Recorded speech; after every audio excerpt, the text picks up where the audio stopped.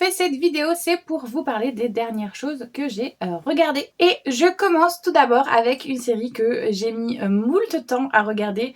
Pas parce qu'elle ne me faisait pas envie, mais parce que je sais pas, il y a eu tellement une énorme hype dessus que je me suis dit attends de voir vers quel vent ça tourne et après tu regarderas. Donc finalement j'ai réussi à me décider, j'ai regardé One Piece, la série, du coup le live action qu'ils ont sorti. Et je dois dire que j'ai été étonnamment très surprise. Alors, pour vous donner un peu un historique, One Piece, je l'ai regardé, l'animé, il y a genre très longtemps et je me suis arrêtée assez tôt. Enfin, assez tôt, en même temps, vu le nombre d'épisodes qu'il y a. Non, pas vraiment, mais je sais plus, je crois que je me suis arrêtée à un moment où ils sont dans un truc, genre un désert ou je sais plus trop quoi. Enfin bref, je me suis arrêtée vers là, peut-être un peu après, mais je sais. Enfin, voilà, c'est les derniers souvenirs que j'en ai. Donc pour ceux qui sont des gros connaisseurs de One Piece, vous voyez peut-être de quel arc je parle. Moi, je ne m'en souviens même plus. Et d'ailleurs, c'était dans mes objectifs. Je m'étais dit que je me referais une grosse saga par an. Cette année, je me suis fait Naruto. Et l'année prochaine, j'hésitais entre One Piece et Fairy Tail, même si je me tournais un petit peu plus vers Fairy Tail. Et après, du coup, avoir regardé le live action, je me dis pourquoi pas One Piece. Mais en même temps, je sais qu'il y a plus de 100 tomes, donc ça m'effraie beaucoup, je dois l'avouer, que ça va être un peu long à lire. Mais donc voilà, pour ceux qui ne connaissent pas l'histoire de One Piece, c'est l'histoire d'un jeune garçon qui rêve de devenir pirate. On est dans un monde où il existe en gros 3 sortes de personnes. Il existe soit les pirates, soit les gens lambda, ou alors soit les soldats, ceux qui sont chargés de chasser les pirates et les malfrats, enfin voilà. Et ce jeune garçon est très ami avec plusieurs pirates, et donc lui, son rêve, c'est de devenir pirate à son tour, même si son grand-père est justement un amiral des soldats et qui, eux, chassent les pirates. Son grand-père a d'ailleurs fait exécuter le plus grand des pirates, je sais plus, c'est Roger, je sais plus quoi là. Et celui-ci, au moment de se faire tuer, a lancé tous les hommes et tous les pirates qui existent à la recherche de son trésor, celui-là qu'il a caché, le One Piece, pour un peu relancer la piraterie. Et donc, parce qu'en fait, l'amiral croyait qu'en tuant le plus grand des pirates, il allait montrer à tous les pirates que voilà, ils étaient cuits. Et finalement, c'est le pirate qui a eu le dessus, puisque non, en lançant une chasse au trésor, évidemment, qu'il a ravivé pas mal la flamme des pirates, et donc encore plus de pirates se lancent dans la piraterie. Bref, c'est assez chouette, je dois l'avouer. On a Luffy, du coup, un jeune garçon qui rêve de devenir pirate, mais un pirate avec un code d'honneur, pas un pirate criminel, justement. Lui, ce qu'il aime, c'est l'aventure, c'est l'amitié, c'est les découvertes, l'inconnu, et donc voilà, il aime voir les gens réaliser leurs rêves aussi, puisque lui, son rêve, c'est de devenir le roi des pirates en trouvant le One Piece. Et donc voilà, petit à petit, on va le voir évoluer, se faire des amis malgré les aventures, les aléas et tout, avec ce côté très enfantin, naïf, justement utopique, que plusieurs personnages essayent de lui montrer que malheureusement dans le monde ça se passe pas comme ça. Et finalement, lui, avec son élan de gentillesse, réussit à montrer que si, des fois, ça peut être comme ça. Et voilà, là, pour cette première saison de 8 épisodes, je crois, c'est ce qui arrive. Donc, il est en train de petit à petit monter son équipage, essayer d'avoir un bateau, tout ça pour devenir pirate. Et du coup, on apprend aussi bien sur lui, son passé, que sur le passé de Nami, de Zero. Et on a qui? On a Sanji. Et le dernier, j'ai oublié, celui-là qu'avec... j'ai oublié Oussef. Oui, c'est Oussef, je crois, qui a son espèce de truc là pour tirer, je sais plus comment ça s'appelle non plus. Je trouve pas mes mots ce matin, c'est une catastrophe. Du coup, si on parlait de live action, eh bien, j'ai bien aimé. Tout ce qui est scénario, voilà, c'était cool. Au niveau des décors, j'ai trouvé certains trucs un peu cheap. Après, je sais pas, mais voilà. Il y a des films à gros budget où on voit qu'ils ont mis beaucoup d'argent dans les effets spéciaux, les machins, les trucs. Là, on voit que c'est un petit peu plus en dessous, un peu comme c'était... un peu comme dans Les Descendants. On voit des fois que les décors sont en carton, ou je sais pas comment l'expliquer, en plastique, mais on voit que, voilà, il y a pas de gros budget sur certains endroits, ça se voit, mais c'est pas non plus très dérangeant. Au niveau du casting, j'ai bien aimé, plutôt d'accord avec les choix. Peut-être un ou deux choix où j'étais un peu en mode, pour Luffy, je ne m'attendais pas à avoir une personne qui est plutôt typée hispanique. C'est pas que ça me dérange, mais c'est vrai que, en fait, c'est pas l'image que je me fais de Luffy puisque je le colle au dessin animé.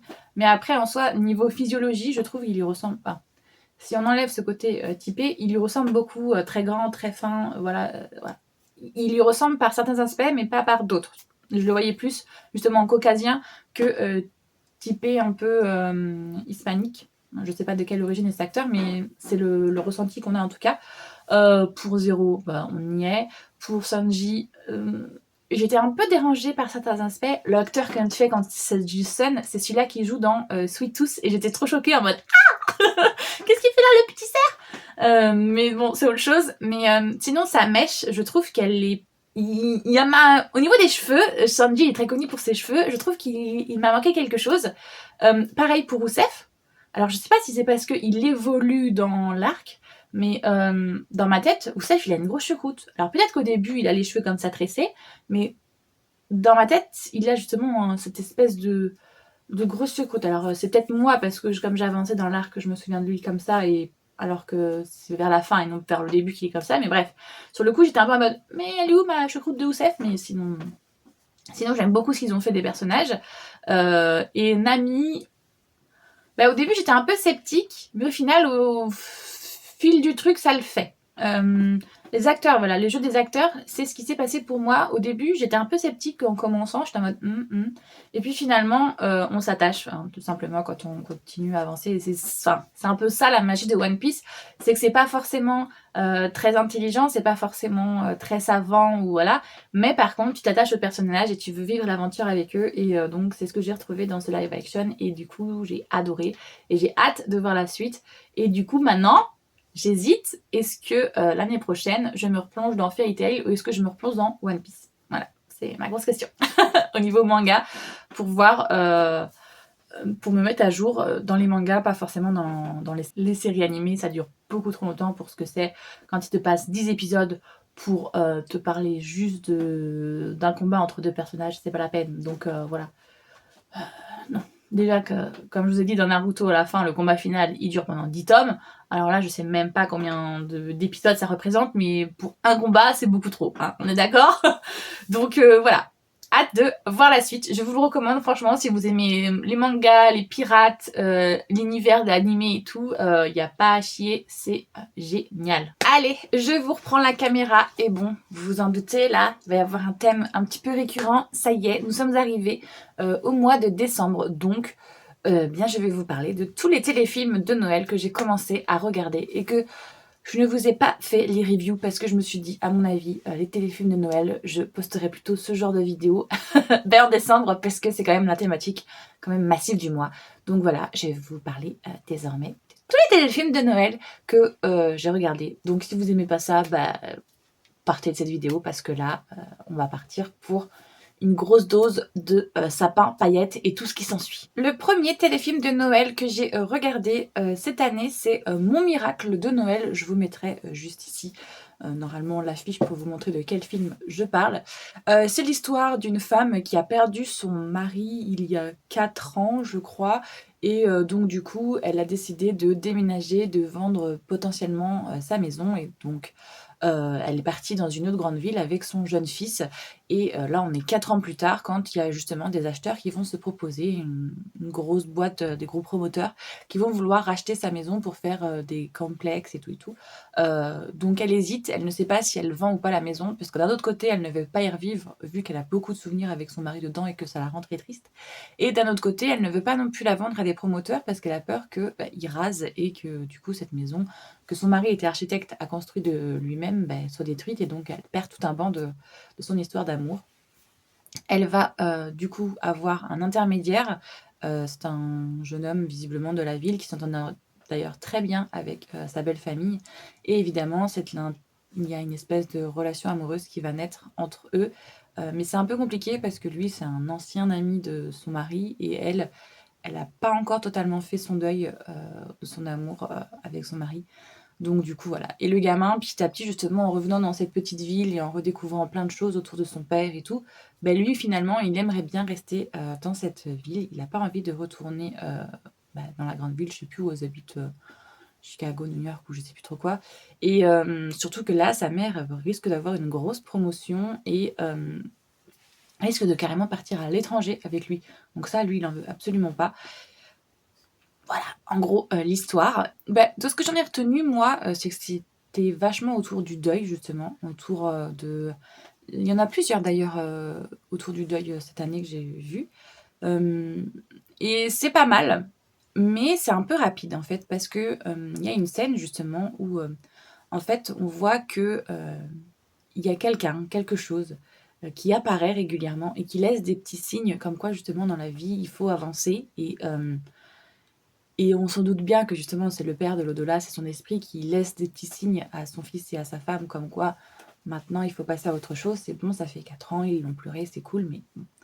Et il y a une scène où le père revient et il dit clairement à sa femme, tous les signes qu'il a laissés, dont son ancien ami, heu, pour lui faire comprendre qu'en gros, elle doit, pass enfin voilà, elle doit refaire sa vie.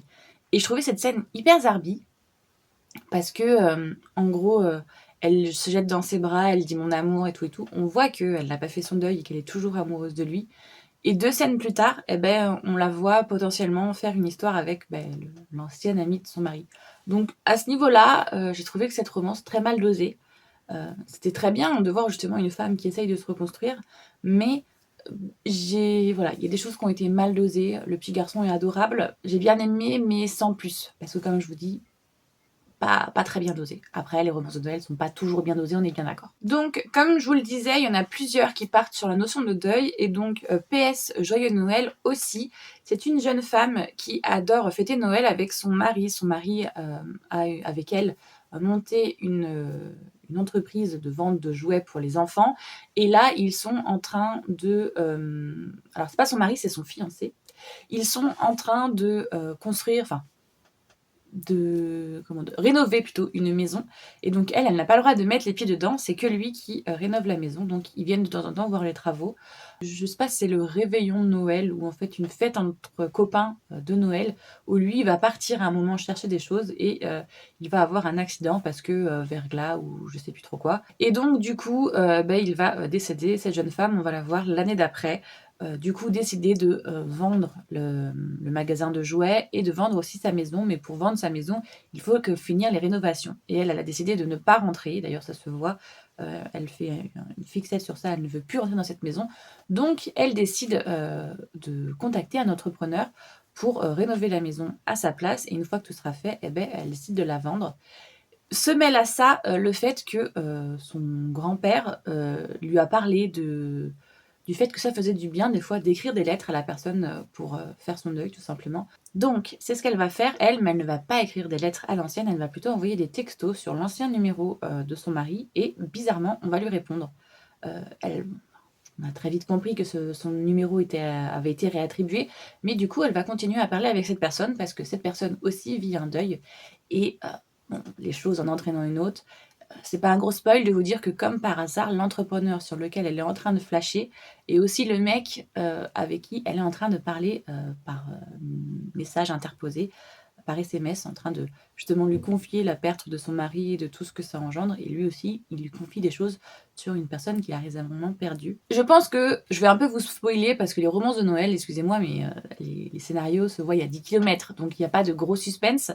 Mais voilà, du coup, c'est une relation qui va se créer comme ça, elle qui est en train d'essayer de faire son deuil et lui qui est en train d'essayer de la réconforter dans son deuil et de l'aider puisque lui aussi a déjà vécu ça. J'ai bien aimé, franchement, cette relation-là, je l'ai trouvée, plus mesurée, je veux dire. Il y a juste évidemment, sinon ça fait pas l'histoire, mais le moment où lui s'en rend compte à qui il parle, où il aurait dû directement lui dire, au lieu de garder le secret et que du coup, bah oui, quand tu gardes le secret, forcément après ça explose et ça fait des embrouilles. Mais voilà, sinon, voilà. Toujours la communication, mais de toute manière, sans s'ils font pas des problèmes de communication, en général, il y a pas de quiproquo et il y a pas de film. Donc ils sont obligés de faire ça. Mais voilà, j'ai bien aimé le film. Ensuite, j'ai regardé, Bienvenue à l'hôtel de Noël. C'est l'histoire d'une jeune femme qui est, manager dans une grande, firme d'hôtellerie tout simplement et qui souhaite une promotion, qui veut devenir justement, directrice mais de l'hôtel qui est en train de se faire construire à Rome et pour ça, sa boss doit lui dire: «OK, je te confie la direction mais à une seule condition, il y a un hôtel qu'on essaye d'implanter dans une petite ville, mais cette ville est très récalcitrante, elle ne veut pas de notre chaîne. Donc du coup, il va falloir que tu ailles et que tu convainques les habitants». Comme par hasard, c'est sa ville natale, une ville qui tourne exclusivement autour de Noël, de, la ruralité, de la bonne ambiance, des choses locales. Donc forcément, ils ne veulent pas de cette grosse chaîne. Quand elle va arriver, elle va être un peu là comme la traîtresse justement puisque c'est une ancienne de la ville, donc elle devrait comprendre mieux que personne ses habitants, mais visiblement c'est pas le cas. Elle va y faire aussi des retrouvailles, aussi bien avec sa famille qu'avec des amis et dont son premier amour de jeunesse, le grand frère de sa meilleure amie. Forcément, elle va essayer d'amadouer la population et petit à petit, ça va prendre le dessus sur le fait de est-ce que vouloir réellement de cette promotion à Rome ou plutôt travailler dans cet hôtel-là qu'elle est en train de refaire, puisqu'en fait, c'est vraiment une ville qui tourne autour, son économie, tout est autour de Noël. Donc elle a décidé d'en faire un hôtel de Noël, alors que normalement, cette chaîne-là, justement, les hôtels sont très luxueux, standing et tout. Et là, elle a dit, ben, si vous voulez réussir à être dans cette ville, il va falloir casser un peu ce côté luxe en étant plus dans la thématique Noël, tout en restant quand même assez classe. Donc c'est ce qu'elle va faire, elle va tout réorganiser, tout créer et avec l'aide de certaines personnes finalement de la communauté, elle va réussir à en faire un hôtel de Noël et voilà, succès, voilà, amour, gloire et beauté. Donc voilà, c'est un petit téléfilm que j'ai bien aimé regarder, que j'ai re-regardé puisque je crois que je l'avais déjà vu il y a quelques années. Mais ça m'a fait plaisir de revoir pour me le remettre en tête. J'ai pas grand chose à dire à part que ça faisait du bien aussi qu'on avait un peu de représentativité. Il y en a de plus en plus d'ailleurs cette année, j'ai remarqué. Parce que souvent, faut pas se mentir, les téléfilms sont vachement tournés autour des Caucasiens. Là, ce n'était pas le cas, c'était des Afro-Américains. Donc j'ai beaucoup aimé et je sais pas quoi dire de plus, sinon que voilà, c'était un petit téléfilm de Noël, somme toute assez sympa à regarder. Et comme je l'avais déjà vu, j'ai pas eu énormément de surprises, je vous avoue. Mais voilà, ça faisait plaisir. J'ai regardé un deuxième film autour de l'hôtellerie comme thématique. C'est Coup de foudre à l'hôtel de Noël. On est sur une jeune femme qui est du coup manageuse d'un hôtel qui n'est pas un grand standing mais qui est assez vétuste, assez vieillot, mais qui est très connu. C'est voilà, c'est l'hôtel de référence dans la ville parce que justement il est très ancien et donc il a tout un patrimoine et tout. Mais malheureusement, qui dit vieux dit beaucoup de rénovations à faire et malheureusement, elle, ce n'est pas ce dont elle rêve. Elle voudrait être directrice de son propre hôtel puisque elle a connu la galère dans sa famille. Ils sont des immigrés qui sont partis du rien et elle, son rêve justement, c'est d'arriver à avoir ses propres choses, être propriétaire de son hôtel, de sa maison, enfin voilà, devenir propriétaire, c'est son objectif. Et malheureusement, pour le moment, ce n'est pas encore le cas, mais elle met tout en place une stratégie pour pouvoir avoir son propre hôtel tout en malheureusement ne faisant pas attention à ce qu'elle possède déjà autour d'elle, puisque justement, comme cet hôtel, c'est un vieil hôtel, c'est une petite structure, et du coup, les collègues autour d'elle ne sont pas que des collègues, ils sont aussi des amis. Il y a le concierge qui est très gentil avec elle, qui l'aide beaucoup. Il y a la barman qui est un peu comme une vieille mamie. La femme de ménage qui est très proche d'elle aussi, qui a une relation secrète avec un des cuisiniers, et le chef cuisinier qui est avec elle depuis le début qu'elle est arrivée là. Ils ont été quasiment employés en même temps. Et il est clairement amoureux d'elle et il n'arrive pas à passer hors de la friend zone. Et voilà, les deux s'entendent plus que bien, mais n'arrivent pas à passer cette zone, dirons-nous très clairement.